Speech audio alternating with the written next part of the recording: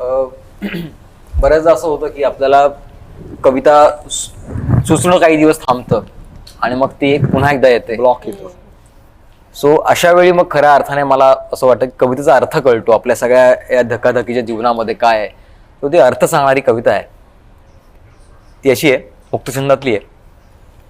नोटेचा कागद, नोटेचा कागद, प्रॉपर्टीचा कागद, जाहिरातीचा कागद आणि कवितेचा.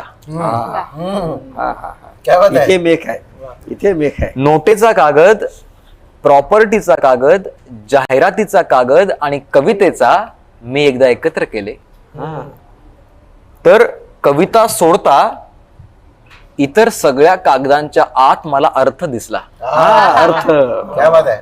नोटेचा कागद, प्रॉपर्टीचा कागद, जाहिरातीचा कागद आणि कवितेचा एकदा मी एकत्र केले तर कविता सोडता इतर सगळ्या कागदांच्या आत मला अर्थ दिसला.